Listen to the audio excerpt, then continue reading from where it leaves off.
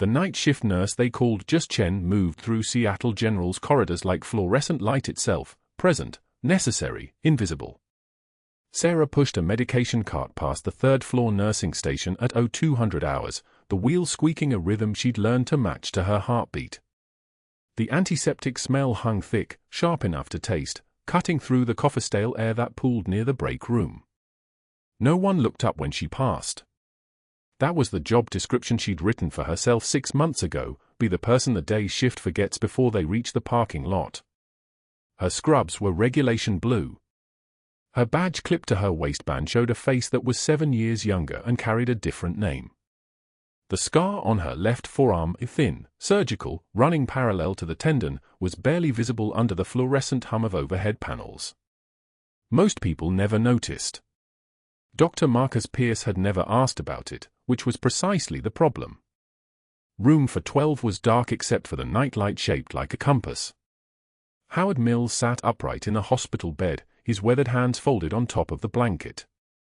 He was 84 years old, deaf since an IED blast in Helmand Province took his hearing in 2008, and he was the only person in this hospital who knew what Sarah actually was. His eyes tracked her movement across the threshold before she'd taken a full step inside. Sarah checked the vitals monitor first, blood pressure stable at 138/82, heart rate steady at 72, oxygen saturation holding at 97% on 2 liters nasal cannula. She wrote the numbers in the chart with the kind of precision that came from 13 years of muscle memory, 3 in actual combat zones and 10 in deep operations that didn't exist on any official roster. Her handwriting was so neat it could have been printed. The tremor in her left hand only appeared when she wasn't actively working, a ghost of Tikrit that came and went like smoke. She turned to Howard. Her hands moved before her voice did, natural as breathing. The American Sign Language flowed from muscle memory as old as the nursing, older, actually. Pain level. Her fingers asked the question clearly. Howard signed back, his own hand steady despite the arthritis that had claimed most of his mobility. Manageable, Captain. His expression didn't change, but his eyes held the particular brightness of a man who'd just delivered a punchline only one person would understand. Sarah's jaw tightened. Just once. Barely perceptible. She signed again, sharper this time, we discussed this. Your secret is safe, he signed back, and now his weathered face cracked with the ghost of a smirk. I drove a supply truck in Sanjin Valley for 6 months. I know how to keep my mouth shut. His hands moved with the precision of someone who'd spent the last 16 years saying more with his fingers than most people said in a lifetime. Besides, I was watching you tonight. You red lips like you speak Pashto. He paused. Among other things. She didn't respond. Instead, she adjusted the 4-line running into his right arm, checked the rate, 50 milliliters per hour, just saline, comfort care only, and made a note in his chart. The flag sat folded on the nightstand, its edges pressed with the kind of geometric precision that came from grief. It had belonged to Sergeant Thomas Garrett, killed in Kandahar in 2009. Howard had asked for it specifically when he checked in. The hospital had accommodated him. People generally did when you'd spent 38 years wearing the army uniform. Sarah left room for 12 without saying anything else. The hallway was empty except for the soft beep of monitors from other rooms and the distant sound of the elevator descending somewhere on the east side of the building. Her footsteps on the tile floor made almost no sound. She'd learned to walk like that in Baghdad, learned it again in Tikrit, refined it to a whisper in the halls of 3 different hospitals. Visibility killed people. The nursing station sat under a bank of monitors, the screens casting blue light into the darkness. Sarah settled into the chair in front of the supply inventory computer and pulled up the requisition log for the past 90 days. The screen hummed, and for a moment she was aware of nothing but the rhythm of her own breathing and the weight of the secure phone in her scrub pocket, the one that connected directly to Army SID's fraud division, the one that was currently holding a classified brief marked for her eyes only. The invoices flowed across the screen in neat rows. Philips cardiac monitors, $12,400 per unit. Ventilators. For pumps. Diagnostic equipment. Her eyes moved down the list with the speed of someone reading a combat situation report, picking out patterns the way other people's brains picked out faces. There, an invoice for 47 orthopedic field kits dated 6 weeks ago, submitted by Mediquip Solutions, billing amount $47,000. The kits were routine items, nothing special.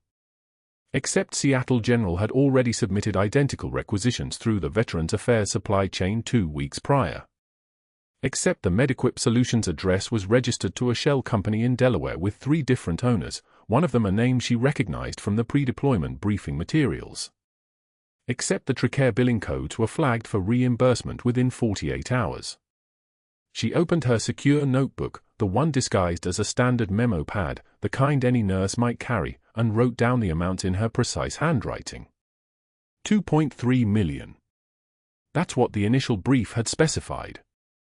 $2.3 million in phantom equipment charges running through Seattle General's billing department to TRICARE's military insurance fund, siphoned through a network of medical supply companies that Dr. Marcus Pierce had been quietly accumulating contracts with over the past 18 months.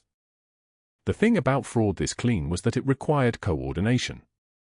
It required someone on the inside with access and authority. It required someone who could sign off on equipment orders without triggering the standard verification protocols. It required someone who understood hospital billing the way a sniper understood wind speed and bullet drop. That person was Dr. Pierce. The thing he didn't know was that Sarah Chen had been watching him for exactly 184 days. Burning the midnight oil, Chen. She didn't flinch. The voice came from behind her, and she'd heard his footsteps approaching from 12 paces out, the leather soles of his shoes hitting tile with the distinctive rhythm of someone who wore his arrogance like cologne. She closed the inventory screen with 3 keystrokes before his reflection materialized on the dark monitor glass behind her, tall, salt-and-pepper hair, the kind of jaw that had probably opened doors before his personality closed them again. "Just checking the supply counts, Doctor," she said. Her voice came out deferential, careful, the way a night shift nurse who'd never served in anything spoke to a hospital attending with a 6-figure salary and a god complex. "Making sure we didn't miss anything on the evening shift." She didn't turn around yet. That would have been too much. Eyes down. Shoulders slightly rounded. The mask she'd spent 6 months gluing into place. "Don't get any ideas about playing doctor," Pierce said, and the contempt in his voice was the kind that came from certainty, from the absolute conviction that he was better than everyone in a hospital gown and cheaper than anyone in scrubs. He stood close enough that she could smell his aftershave, something expensive and synthetic, designed to announce wealth. "Your job is to follow orders. Not to think. Not to suggest. Certainly not to stay up all night investigating things that don't concern you." "Of course, Doctor." Sarah turned in the chair, and her eyes met his for exactly 1 second before sliding away, the practiced deference of someone who'd internalized her own supposed inferiority. "I'll just finish up these charts and head to bed. Check." He watched her for a moment longer, the kind of gaze that carried the weight of someone testing whether his authority still held. It did. She made sure it did. She'd played this role in 7 countries and 3 combat zones, learned to disappear inside her own skin the way other people learned languages. Dr. Pierce was good at many things. But he wasn't good enough to see through her? He turned and walked back toward the stairwell, his footsteps fading into the hum of the hospital's midnight machinery. The moment his presence was gone, Sarah's breathing stayed exactly the same. Her heart rate didn't spike. The tremor that might have come to her left hand, the ghost of Tikrit, the phantom weight of a field thoracotomy she'd performed with a combat knife in 2011 when there were no other instruments and a Marine was bleeding out at 2,200 meters from the nearest surgical facility, didn't surface because she wouldn't allow it. She opened the secure phone and pulled up the mission brief. 6 months. That's what the Pentagon had specified. 6 months embedded inside Seattle General under Operation Nightingale, the Army's internal fraud investigation task force. The brief contained her cover identity, Sarah Chen, RN, with credentials that were absolutely real, just attached to a woman who'd been officially dead for 7 years. It contained the target, $2.3 million in phantom equipment charges running through TRICARE's military insurance. It contained Dr. Pierce's name highlighted in red, along with a note from her direct handler, Major Halloway, his competent. That makes him dangerous. Document everything. Don't let him see you. She studied the numbers on the screen. The dates. The invoice patterns. The supply chain that traced backward through 3 different companies to a single point of origin, a warehouse in Corpus Christi registered to someone named Daniel Sterling, who appeared to have no legitimate business operations and a very legitimate criminal record. 7 counts. Wire fraud. Conspiracy. Theft of government property. Served for years, released on appeal, walked straight into a consultant job at a medical supply company that suddenly started doing hundreds of thousands of dollars in business with military hospitals. Howard Mills would be awake for hours yet. That was the pattern. He'd sleep for 2 hours in the early morning, around 0400, then wake again until sunrise. Sarah had documented it. That's what 6 months of observation got you, the knowledge that an old deaf ranger's circadian rhythms had been shattered by 38 years in uniform and 16 years of adjusting to a world that existed in silence. She closed the secure phone and stood, the chair rolling back silently. No one had taught her to move like that. You were either born with it or you weren't. And Sarah Chen, or whoever she actually was beneath the mask, had been born with the kind of precision that made her lethal in operating rooms and invisible in hospital hallways. As she walked toward room 412 to check on Howard's for rate before the next round of vitals, she thought about the folded flag on his nightstand and understood something with the clarity of combat training. She wasn't here just to stop Dr. Pierce. She was here because someone at the Pentagon had looked at the fraud case and understood that it would take someone like her to see it. Someone who'd been inside darkness so complete that she could recognize it in spreadsheets. Someone who knew how to move through a building without being seen and how to document evil without leaving fingerprints. True heroism is what you do when the world stops watching. That's what her old team leader used to say, back when she was something other than a ghost in scrubs, moving through a hospital in San Antonio under a name that wasn't hers, carrying secrets that belonged to the Pentagon. The next evening, Sarah was in room 412 when Pierce entered with 2 residents trailing behind him like remoras following a shark. Howard Mills sat propped in bed, his daughter beside him, her fingers moving clumsily through the ASL alphabet Sarah had been teaching her. Howard's weathered face lit up each time she corrected the girl's hand position, and Sarah could see in his eyes something she recognized, the look of a man grateful to be heard again after years of silence. Pierce positioned himself between Sarah and the family with the precision of someone staking territorial claim. His presence seemed to draw oxygen from the room, and one of the residents shifted uncomfortably. Ms. Chen, a word. Not a request. An order delivered with the kind of smile that showed teeth but nothing warm behind them. Sarah's hand stilled. She turned to face him, meeting his gaze with the flat, cold stare of someone who had seen worse things than condescension in the dark. I've noticed you spending considerable time with Mr. Mills, Pierce continued, his voice pitched for the family to hear. This isn't a social club. We have actual medical professionals for complex cases. He let the implication hang, that she was not one of them, that her presence here was charity, that she was playing at nursing. Howard's daughter bristled visibly. She's the only one who can communicate with my father. She's the only one who listens to him. Sign language is admirable, certainly, Pierce said, his tone patronizing now, the kind of voice someone used on children or the intellectually diminished. But nursing school doesn't make you qualified for veteran care. That's why we have real doctors. He gestured to himself and the residents as though his presence alone should settle the matter. The silence that followed lasted 3 seconds. Sarah's jaw tightened, not trembling, not burning red, just a single muscle moving beneath the skin like a warning tremor before an earthquake. She stepped closer to Pierce, her voice dropping an octave, each word articulated with the precision of a round entering a chamber. Mr. Mills' vitals have been stable for 6 days under my care. Your pneumonia patient in 407 has had 3 complications in 2. She paused, letting him process that. Infection risk climbs with each setback. You might want to read his chart. One of the residents actually stepped backward. Pierce's jaw clenched tight enough that Sarah saw the muscle spasm in his temple, but she was already moving, past him, past the frozen residents, her posture perfectly controlled, her breathing steady. She didn't storm. She didn't make a scene. She simply walked, and her departure somehow carried more authority than his arrival. Howard's daughter stared at Pierce. "My father has good instincts about people," she said quietly. "He says she's the real deal." She turned back to her father, signing something Sarah couldn't catch from the hallway, and whatever it was made the old ranger smile like a man who'd just been dealt an unexpected winning hand. By the next night, the incident had metastasized through the unit.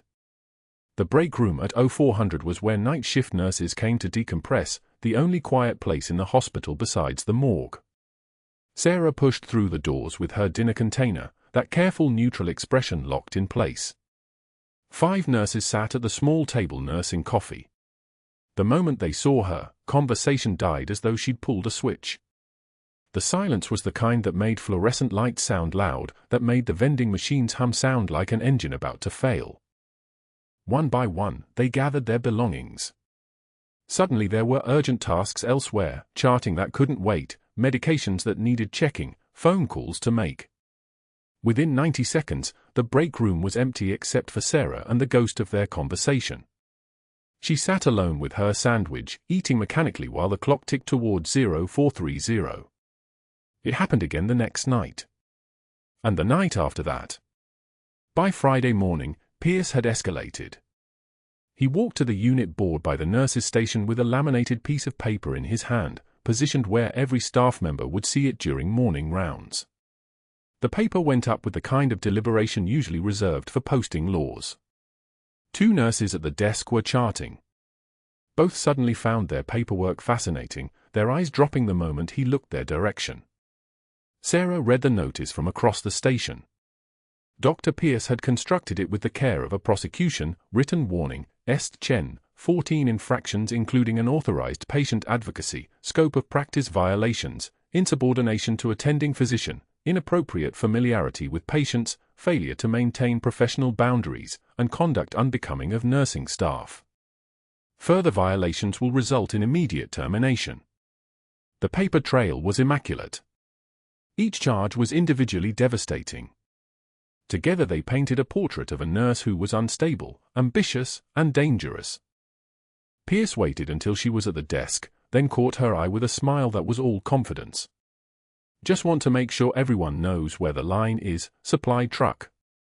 He let the nickname hang between them like a blade. It landed because it was meant to, a reference to her cover story about driving trucks in Tikrit, delivered with just enough mockery to make it clear he'd been asking questions about her past. The 2 nurses at the station found the paperwork even more fascinating. Sarah's hand moved to the notice, reading it line by line, her face a perfect mask. When she looked back at Pierce, her eyes had taken on that peculiar quality of someone calculating distances and trajectories. She said nothing. Silence was her response, and somehow it was worse than anything she could have said. Down the hall, Howard Mills sat in his wheelchair at the window where he could see everything. He read lips with the precision of a linguist. He watched Pierce smile. He watched Sarah's face remain unmoved. He watched the other nurses scatter. His hand moved to the folded flag on his bedside table, colors faded now, edges worn from handling, and his expression became something ancient and knowing. That night, Sarah's access to the supply chain database came through a separate secure terminal she'd installed in the basement near the physical plant. At 0230, while Pierce slept in his Georgetown apartment 18 miles away, Captain Sarah Chen sat in a darkened storage room surrounded by boxes of sterile instruments and pulled the invoices from the last 6 months. The numbers were a confession written in purchase orders and billing codes. Phantom equipment charges. Recurring items for procedures not performed. Quantities that didn't match patient census. The pattern was elegant in its simplicity. Someone, almost certainly Pierce, was inflating orders and splitting the overage with the supplier. $2.3 million. The number seemed to hang in the darkness around her like a scent. She documented everything with the methodical precision of someone trained to build cases that would survive interrogation. Photographs of the invoices. Cross-references with patient charts. Discrepancies flagged and time-stamped. When she was finished at 0347, she sat motionless in the darkness, listening to the building settle around her. The ventilation system wheezed its mechanical rhythm like something dying slowly. Above her, somewhere in the upper floors, a patient called for help and a nurse responded. She pulled out her phone, not the one she used for this assignment, but the classified Pentagon line, and drafted a status report. 6 months in. Evidence mounting. Cover integrity stable. Recommend extending timeline to capture Pierce's contact at the supply company. Then she put the phone down without sending it. Timing. Everything depended on timing. The next morning, before rounds, Pierce made 3 phone calls from his office. Sarah, passing in the hallway, saw him through the glass with the door closed, his jaw moving in that aggressive way of men accustomed to being obeyed. The first call lasted for minutes. The second lasted 2. The third was longer, more animated, Pierce's hand gesturing even though no one could see him. By mid-morning, Maria Gutierrez was told about her sudden transfer to the ICU effective immediately. Maria, who had whispered that recognition in the supply room 3 nights ago, who had nearly connected a dot that would have unraveled everything. Sarah watched from the nurse's station as the transfer paperwork was processed, as Maria gathered her few personal items from her locker. Their eyes met across the station. Maria mouthed something, words Sarah could read plainly, "I'm sorry." Sarah nodded once, a single acknowledgement. Maria had done nothing wrong. This was how Pierce operated. He saw a threat and eliminated it, methodically, with the precision of someone who had been doing this for years and had developed a system that worked. At 11:30, Howard Mills gestured for Sarah when she passed his room. His hands moved in the fluid silence of sign language, not the halting, corrected ASL she used with his daughter, but the rapid, complex conversation of someone fluent in the language of a culture that had been forced to hold silence. He signed, his preparing the battlefield. Sarah's hands moved without conscious thought, "I know." Howard's eyes were the color of old bronze, and they held the peculiar peace of a man who had already survived the worst the world could do. He reached toward his bedside table, toward the folded flag, and Sarah recognized the gesture. It wasn't anxiety. It was preparation. He'd been a ranger long enough to understand what was coming. He'd been a soldier long enough to know that sometimes the enemy showed you his intentions before the shooting started. Sarah squeezed his hand once and walked back into the corridor where 14 fabricated infractions were already being whispered about by staff members with short memories and long fear of institutional authority, where her professional reputation was being dismantled with the precision of a controlled demolition, where every person she'd helped chose not to see her anymore. The night shift resumed. Medications to distribute. Vitals to monitor. Charts to maintain. The machinery of her cover story grinding forward while the trap slowly closed. And still, she did not flinch. The schedule appeared in the break room Thursday morning, printed on white paper with no explanation. Sarah scanned it while the coffee maker hissed its familiar complaint. 10 days straight. Her name appeared on every single line, Wednesday night through the following Friday, 8-hour stretches with exactly 30 minutes between shifts. Not enough time to sleep. Not enough time to think. Just enough time to fall apart if you weren't trained to compartmentalize trauma. Dr. Pierce had stopped bothering with subtlety. She folded the schedule and slipped it into her scrub pocket, the paper crisp against her thigh like a weapon being handed to her slowly. He was escalating. Strategic now, not just cruel. This wasn't name-calling in the break room anymore. This was institutional suffocation. This was a man who understood that breaking someone didn't require a single catastrophic blow, it required the accumulated weight of 1,000 small ones, each one deniable, each one explainable, all of them pointing in the same direction, exit. The medical supply room door had a new lock. Sarah discovered it during the 11 p.m. medication round, her hand reaching for the cabinet where she'd been tracking inventory discrepancies for 6 months. The lock was brass, new, the kind that required a key card. A yellow post-it note was taped to the door, pending investigation, nursing staff access suspended. Questions, see Dr. Pierce. So he knew. Not everything, maybe, but enough to protect the crime scene. Sarah stood in the empty corridor for 3 seconds. The ventilator from Howard Mills' room hummed through the wall like a mechanical heartbeat. She didn't reach for her phone. She didn't text her CID handler. She simply turned and walked back to the nurse's station, pulled up Howard's chart on the computer, and began reviewing his orders for the night. Professional. Efficient. A woman with nothing to hide. But the chart had changed. There was a new physician's note, time-stamped 2:14 p.m., in Dr. Pierce's handwriting. Patient requires physician-level assessment for any changes, nursing staff not to make independent clinical judgments. RN to monitor only. All clinical decisions require MD consultation. Pattern of unauthorized scope creep noted. It wasn't a medical order. It was a cage. Sarah's jaw tightened, the muscle along her temple flexing once, hard, then releasing. She read the note again. Scope creep. As if keeping a man's airway patent while waiting for a physician to walk from the cafeteria was overstepping. As if the difference between a patient living and a patient dying sometimes came down to 3 minutes and a nurse who knew what she was doing. She closed the chart and opened her secure phone, pulling up the investigation file she'd been building since her arrival. Investigation 73% complete. The timeline was mapped out, color-coded, cross-referenced. Dr. Pierce's communications with the medical supply company representative, Marcus Webb from Premier Medical Solutions, showed the pattern clearly. 3 years of inflated invoices. Equipment ordered but never delivered. Phantom shipments that somehow never made it to inventory but always made it to a shell company account in Pierce's name.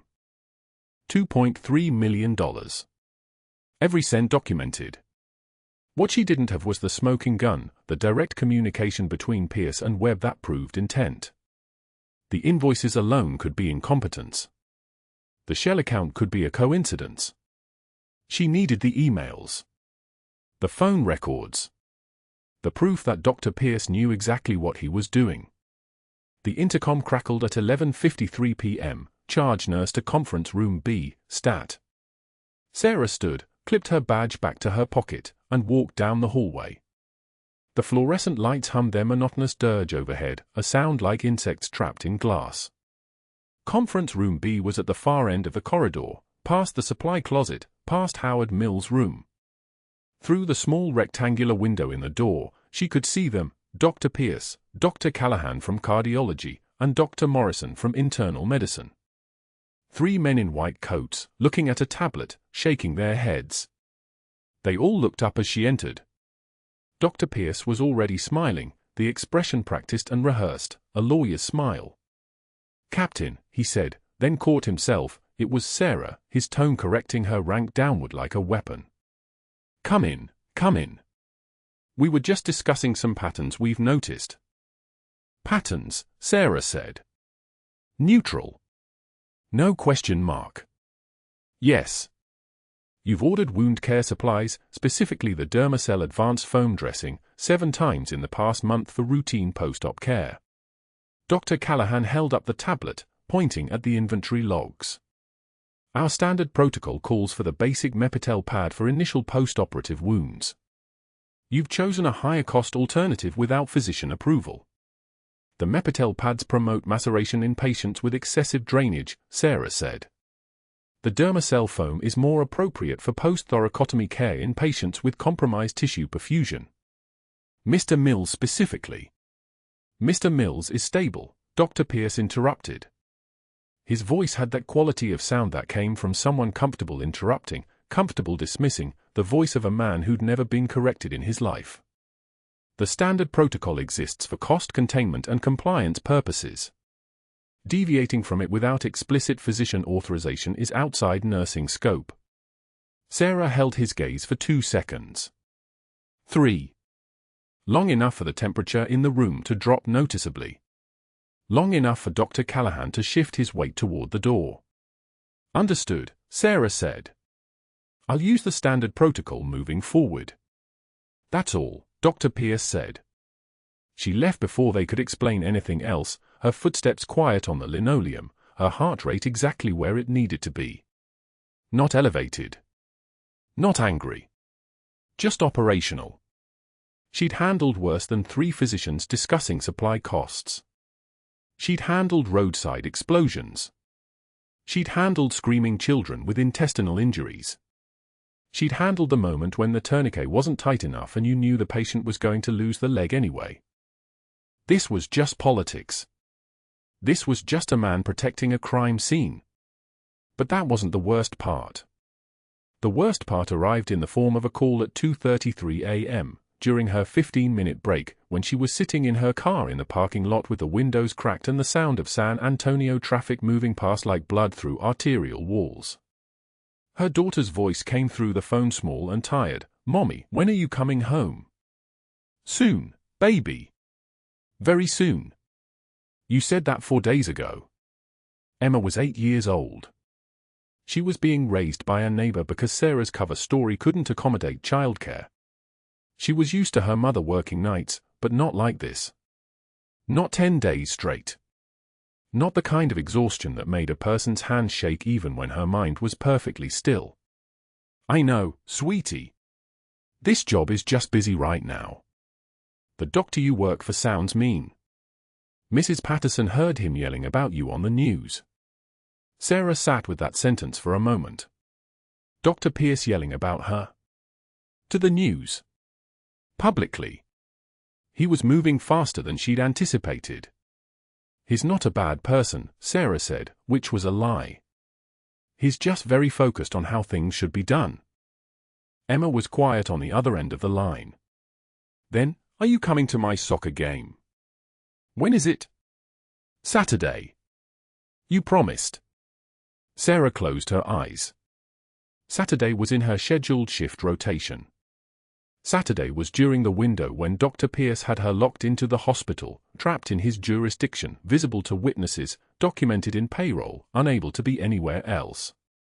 "I'll be there," Sarah said, because that was the only correct answer, the only answer a mother could give, the only answer that meant she believed in something beyond this job, this investigation, this slow institutional strangulation designed to push her out before she could finish her work.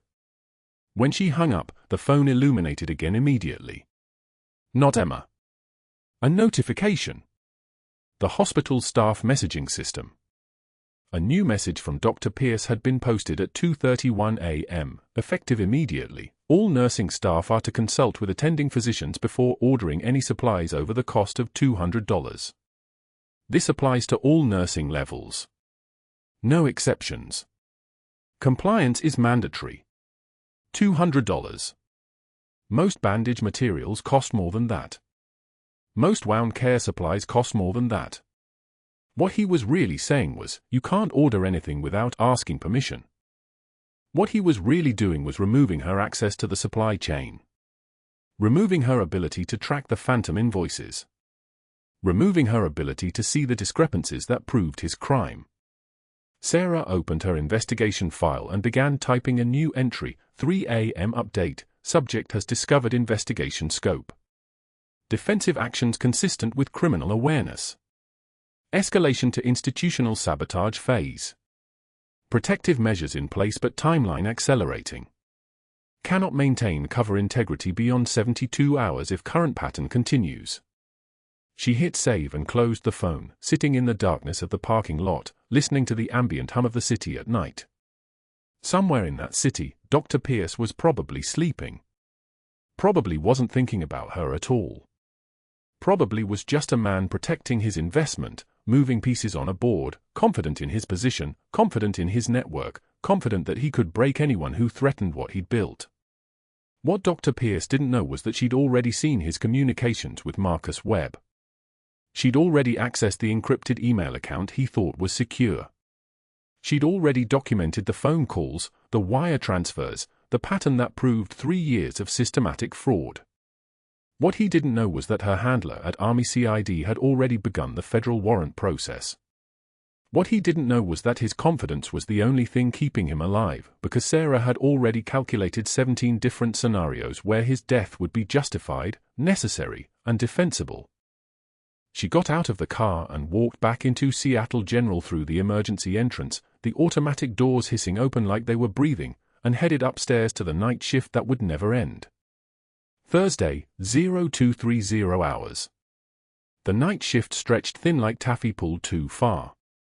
Sarah sat at the nurse's station reviewing discharge summaries when alarm screamed from room 405. Not the gentle warning beep. The full-throated panic that meant something had catastrophically failed. She was moving before the code team was even called, muscle memory overriding the exhaustion that had been her constant companion for 10 consecutive shifts. Room 405 held Marcus Webb, 53, post-op cardiac bypass, 72 hours into recovery. His chest heaved like he was drowning in air.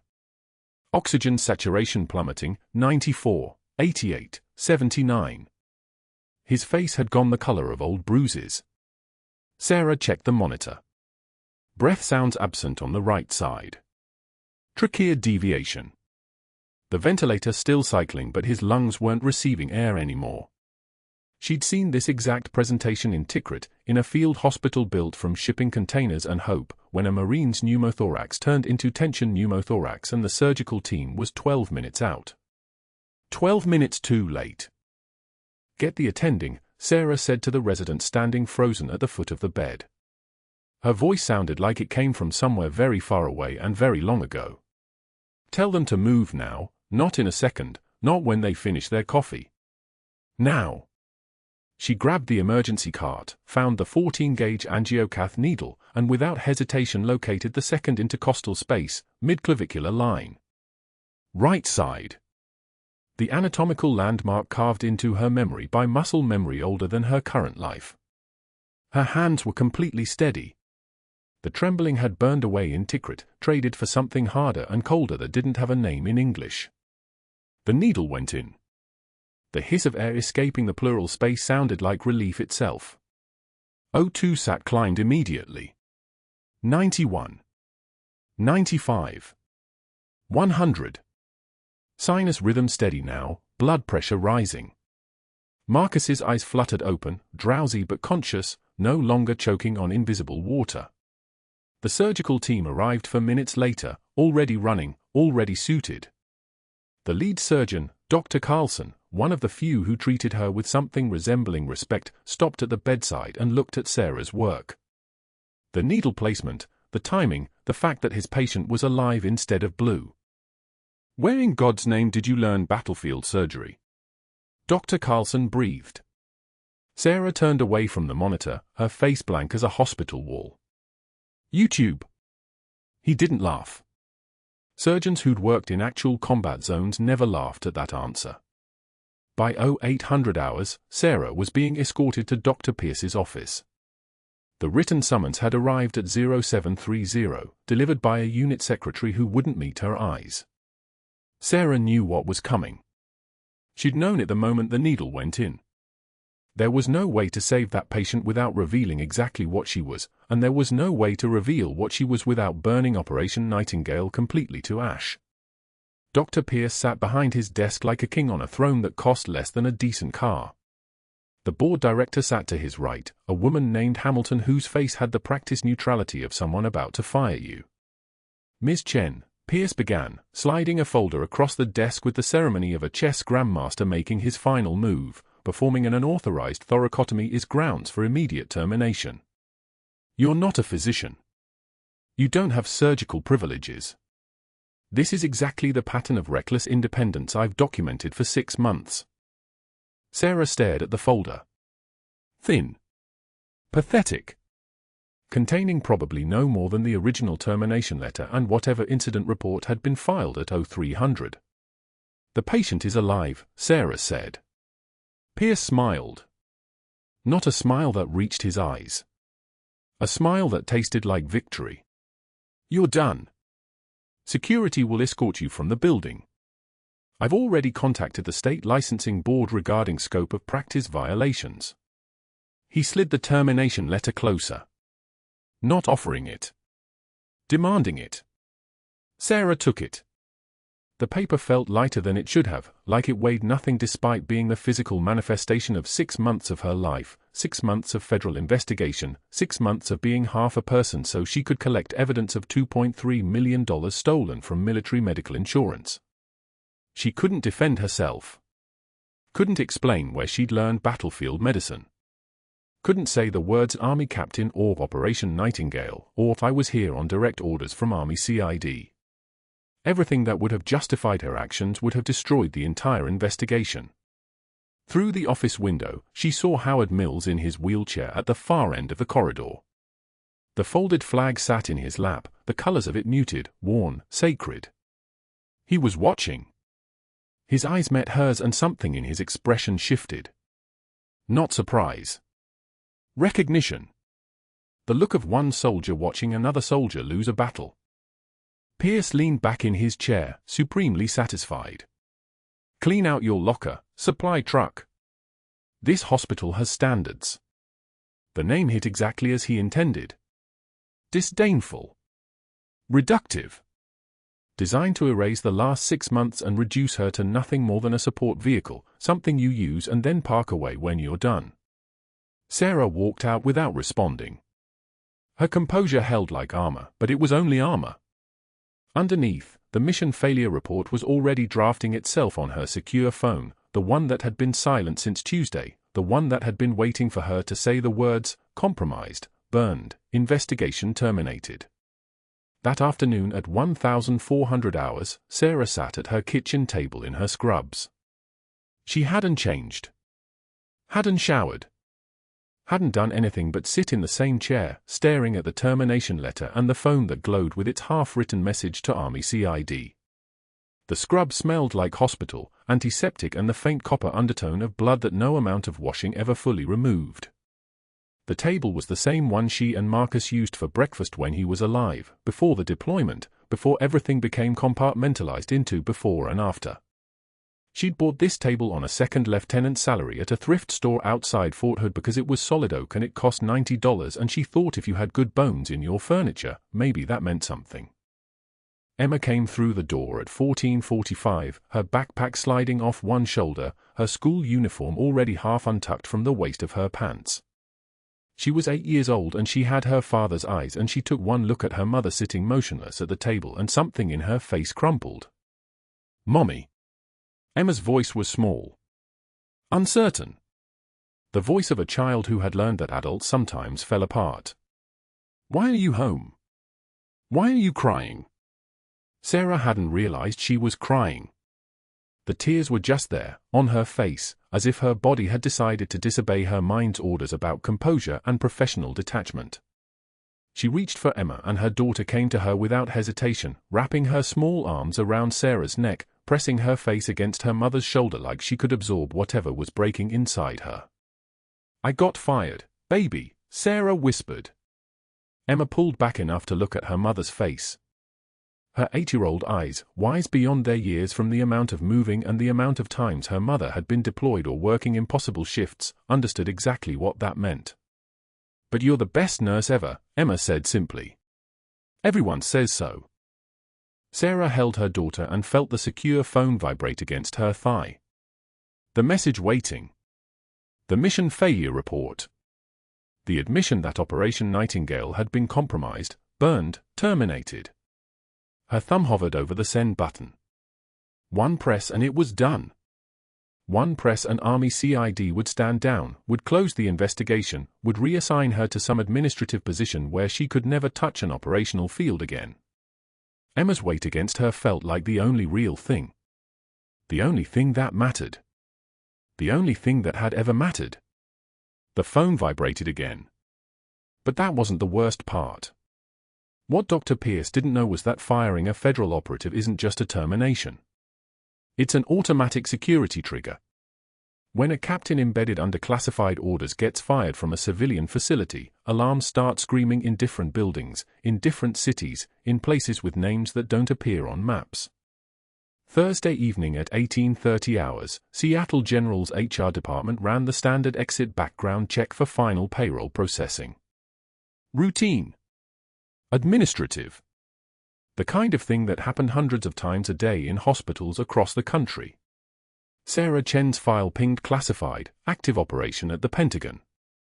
Within 90 minutes, encrypted alerts reached Army CID headquarters in Arlington, the Tricare Fraud Investigation Division, and a 2-star general's desk. Major General Patricia Morrison read the file at her desk while the sun bled across the Potomac, and she picked up a phone that connected directly to the Office of Special Operations Command. By midnight, 3 black SUVs were driving toward San Antonio. The trip would take 19 hours. They drove through the night like their vehicle was the only thing moving in the world. Friday morning at 0900 hours, Sarah returned to Seattle General wearing jeans and a UCLA hoodie, civilian clothes that made her look smaller, diminished, like she'd been photographed at the wrong angle. The lobby gleamed with its polished tile floors and the anonymous beige furniture that hospitals everywhere seemed to purchase from the same catalog. She'd come to collect her final check. That was all. In and out. Don't look at anyone you know. Don't let anyone see you're falling apart. Howard Mills was near the main entrance, his wheelchair positioned so he could see everyone coming through the doors. The folded flag lay in his lap, red, white, and blue, folded into that tight triangle that the army used for the funerals of soldiers. Sarah knew the story. She'd heard it during her first week when Howard had told another patient about his best friend, killed in 2009 in Kandahar, and how Howard had kept the flag from the funeral for 23 years and still brought it to every hospital visit because it reminded him that some things mattered. He saw her. His eyes crinkled. He reached out one weathered hand and touched her arm, and when she looked at him, he signed one word, slowly, deliberately, making sure she understood every letter. Sparrow. Not her name. Her call sign. The one she'd been called by her unit in Tikrit. The one that appeared in exactly 3 places, her classified file, her military records, and her nightmares. Sarah's breath caught in her throat. Howard signed again, recognized you. Combat medic knows combat medic. Before she could respond, before her mind could even process what was happening, the lobby doors opened. Not the automatic doors that hissed and whispered. The main entrance doors, the ones that required actual force, actual intention. Boots on tile. Synchronized. Precise. The sound of soldiers moving in formation, the rhythm that meant purpose, that meant authority, that meant someone was about to fundamentally alter the trajectory of reality. Sarah turned. 3 Army CID investigators entered first, their badges visible on their chests like permission slips for violence. 2 Tricare fraud agents followed. And then came Major General Patricia Morrison in full dress uniform, her ribbons covering her chest in layers that represented 42 years of service, 2 tours in Vietnam, and a reputation for taking down corruption the way other people took down walls. The general's eyes found Sarah in the crowd with the accuracy of a sniper scope. Every staff member in the lobby froze.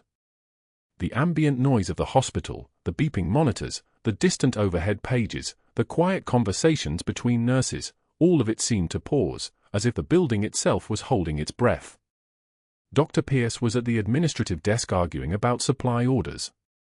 His face went from red to white to a shade of gray that suggested his blood had forgotten how to circulate. "I'm looking for Captain Sarah Chen," General Morrison said. The lobby went silent. Actually silent. Sarah could hear the fluorescent lights humming their electronic song. Could hear the rain starting outside, tapping against the glass like Morse code trying to tell her something. Every eye turned to the woman in the UCLA hoodie standing near the main entrance with a termination letter in her hand. The Marine investigator stepped forward, opened a leather folder with ceremony. His voice cut through the silence like a blade. Captain Sarah Chen, United States Army Medical Service Corps, attached to the 3rd Infantry Division, Operation Iraqi Freedom. Staff members gasped. Whispers started like fire spreading through dry grass. Pierce tried to interrupt. "There must be some mistake, she's just a..." A CID agent raised one hand. The simple gesture of authority that silences civilian objections immediately. The investigator continued, his voice steady, Bronze Star with Valor. Combat Medical Badge. Purple Heart. Army Commendation Medal. Between each layer of revelation, the lobby reacted. Sarah saw Maria Gutierrez, the nurse who'd been reassigned to another floor, tears streaming down her face. She saw the security guard, himself a veteran, snap to attention as if his body remembered protocols his mind had forgotten. She saw the younger nurses whispering frantically, piecing together 6 months of small moments, the combat knife in Sarah's locker, the way she'd splintered a fractured ankle with the precision of someone who'd done it in the field, the quiet authority in her voice that didn't match her nominal position.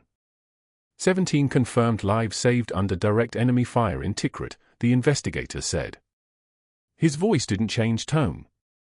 Just continued, relentless, accurate. Call sign, Sparrow. Howard Mills signed something to himself, a small gesture of satisfaction. I knew. I always knew. Dr. Pierce was finding his voice now, his composure reassembling itself around anger. I don't care what she did overseas, she violated hospital protocols. She performed unauthorized procedures. This is about institutional standards, Anne.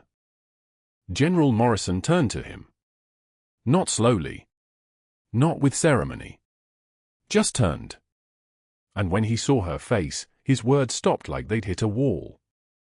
Captain Chen was embedded here under Operation Nightingale, the general said, her voice carrying the kind of authority that comes from having commanded actual wars. A joint Army CID and Tricare fraud investigation into billing irregularities at this facility. The Tricare agent stepped forward, holding a tablet. Ms. Chen spent 6 months documenting $2.3 million in fraudulent equipment charges billed to military insurance. Phantom supplies. Inflated costs. Your termination of a federal operative triggered the automatic security review that initiated this full audit. The tablet showed printouts. Equipment invoices with serial numbers that didn't match actual purchases. Billing records that had Sarah's handwriting in the margins. Evidence. Mountains of evidence, all collected by someone Pierce had dismissed as just another night shift nurse, someone he'd thought he could eliminate without consequence. Pierce's face went from grey to the color of spoiled meat.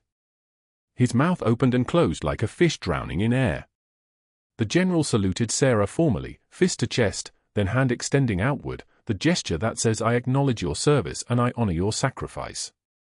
Captain, your country thanks you for your service and your continued sacrifice. Sarah returned the salute, and something shifted in her posture as her arm came up. The exhausted nurse dissolved. The woman standing in the Ukla hoodie straightened her spine, lifted her chin, and became the thing she'd been all along underneath, a soldier. The security protocol activated at 0300 hours Friday morning. When an active federal operative is terminated from civilian employment, the system doesn't whisper, it screams. Sarah's personnel file pinged classified across 3 Pentagon databases simultaneously. Army CID received the alert first. TRICARE's fraud division got the second ping. By 0600, a 2-star general had authorized emergency travel. By 0800, the Black Hawk was wheels up from Joint Base San Antonio, Lackland. They didn't know who they were walking into. They were about to find out. The hospital conference room smelled like stale coffee and the particular dread that comes when federal investigators arrive with briefcases instead of badges. Dr. Pierce sat with his attorney at a mistake because the moment the lawyer opened his leather portfolio, he understood this wasn't about protocol violations or patient safety complaints. This was about money. Lots of it. The Tricare agent placed a stack of documents on the laminate table. 23 pages. Each one an invoice. Each one inflated by amounts ranging from $3,400 to $47,000. MedSupply Corp., the agent said. A woman in her 50s with the flat effect of someone who'd seen this exact scenario 50 times before. Phantom equipment orders. Non-existent diagnostic systems. And here, she tapped a page with a yellow highlighter. Direct deposits to account 4827 registered to your name. 3 years running. $340,000. Pierce's hands trembled. Not the controlled tremor of a surgeon, the involuntary shaking of a man watching his life collapse in real time. His attorney touched his arm. Whispered something. Pierce nodded, mouth shut. The Marine investigator, a captain with the bearing of someone who'd cleared buildings and trusted nobody, opened his own file. We have computer logs showing when you altered staffing schedules. Thursday, 08 for 7 hours. 3 minutes after your emergency procedure was reported. You deleted the entry showing inadequate coverage. The investigator's voice was precise, each word like a round being chambered. You reassigned Nurse Martinez to a different floor that same afternoon. She could verify you knew coverage was below minimum. Pierce's lawyer leaned in. Close. Urgent. The investigator watched that exchange with the kind of attention that missed nothing. You then fabricated 14 disciplinary reports against Captain Chen, time-stamped over 6 months, but the digital metadata shows they were all created in a 3-hour window Tuesday night. After she documented the $50,000 discrepancy in your supply orders. The room went so quiet the fluorescent lights buzzed like angry wasps trapped behind the panels. Pierce tried, I was protecting patient safety. You were covering your tracks, the Tricare agent interrupted. Her voice was ice in a professional tone. Every move you made against her, we have it time-stamped. Every restriction you placed on her access to medical supplies came the same day she logged findings. You were watching her investigation and destroying evidence by creating a disciplinary record that would force her out before she could report to federal authorities. The lawyer put a hand on Pierce's shoulder. Stop talking. The message was loud without making any sound. The general, Major General Catherine Hollis, decorated commander of the 7th Medical Command with 3 tours in Kandahar, sat in silence. She didn't need to speak. Her presence was enough. Stars on her shoulders. Eyes that had seen worse than this and judged every second of it. When she finally moved, it was to push a single page across the table toward Pierce's attorney. These are the criminal charges being filed. Conspiracy. Wire fraud. Theft of government property. Conspiracy against a federal officer. Your client's cooperation will be noted, or it won't be. That decision belongs to him. The door opened. A hospital administrator entered. The board director. His face said everything. The meeting had been running in parallel, the hospital's legal team reviewing the same evidence, understanding the liability, understanding that Seattle General had employed a fraud architect for the past 3 years while a federal investigator documented his crimes from the night shift. By afternoon, Dr. Pierce was suspended pending investigation. His medical license was flagged for review. His name appeared in a criminal referral packet being prepared for the U.S. Attorney's Office. The system was moving now with the inexorable momentum of federal machinery. Nothing stops it once it starts. The next voice they heard came from the lobby. Sarah stood at the administrative desk, papers in hand, final check, termination paperwork, the detritus of being fired. She didn't look like someone who'd lost. She looked like someone waiting. Howard Mills sat in the lobby chairs, the folded flag on the seat beside him. He'd been asking about her for 2 days. Where was the night nurse? The one who signed with him. The one who reviewed his medications with care. Where did she go? When Sarah approached, Howard's eyes did something, a recognition that went deeper than faces. He reached out, took her hand, and signed a single word with the precision of someone calling in a soldier from the field. Sparrow. Her call sign from Tikrit. From 2011. From the supply runs through the Jolin district when insurgent fire meant you drove low and fast and didn't look in your mirrors. Howard's eyes crinkled at the corners. The smile of a man who'd known all along. Who'd watched her work. Who'd waited for this. She signed back, how long? He signed, always. The investigation team found them there. The 2-star general, the Marine captain, the Tricare agent, the hospital board director, they found a decorated Army Ranger and a decorated Army nurse signing to each other in a hospital lobby like they'd rehearsed this moment 1,000 times. Because soldiers recognize soldiers. Because silence sometimes speaks louder than words. The Marine investigator opened a leather file. His voice in Dr. Pierce's office was the voice of someone delivering posthumous medals. Captain Sarah Chen. Bronze Star with Valor. Combat Medical Badge. 17 lives saved under fire in Tikrit, 2011, as part of a supply convoy attached to Bravo Company, 2nd Battalion, 75th Ranger Regiment. He paused. Let that breathe. You are hereby cited for heroic medical actions during a convoy ambush that resulted in 0 fatalities despite having 2 vehicles disabled by IED detonation. Pierce's eyes moved to the file. To the photographs inside. To the version of Sarah that wasn't a night shift nurse. That was a field medic with a trauma shear and hand steady enough to start and 4 while rounds were coming down range. His lawyer touched his arm again. Not to stop him from talking. To keep him from running. Your termination of Captain Chen on falsified grounds triggered an automatic security review at the Pentagon. That review activated a fraud investigation into TRICARE billing anomalies at this facility. The general spoke now. Major General Hollis. Her voice had the quality of tank treads rolling over concrete. Not loud. Not angry.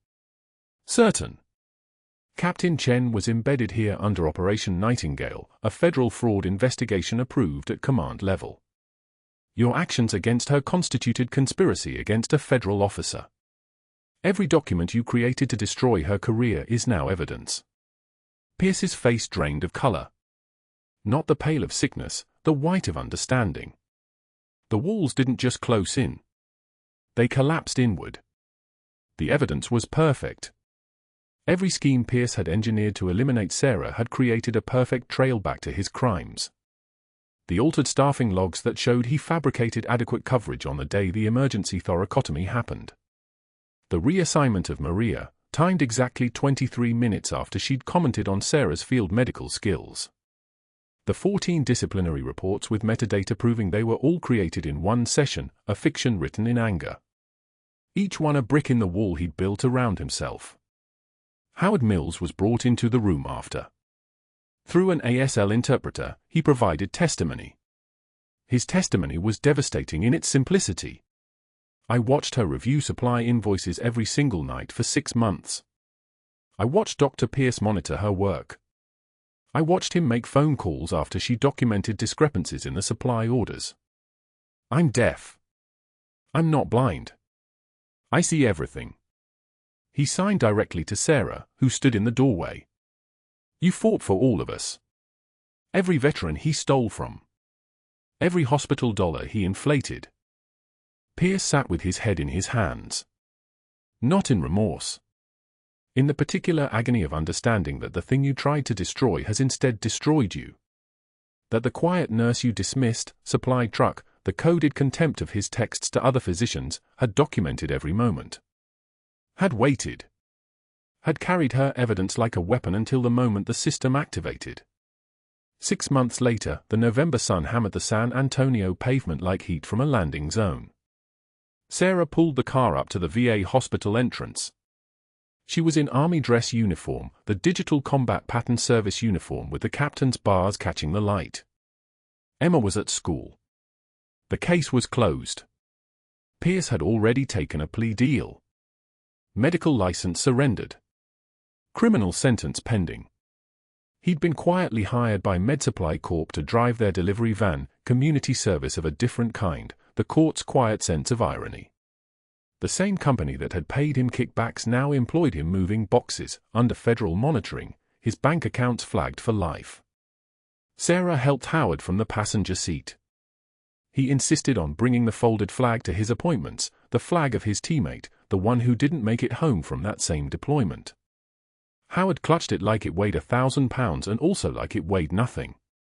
The weight of memory doesn't show on scales. They were laughing about something. Howard had made a joke in ASL about the VA cafeteria coffee, and Sarah had laughed in that rare way that meant she meant it when the MedSupply Corp van pulled into the loading zone. The driver got out.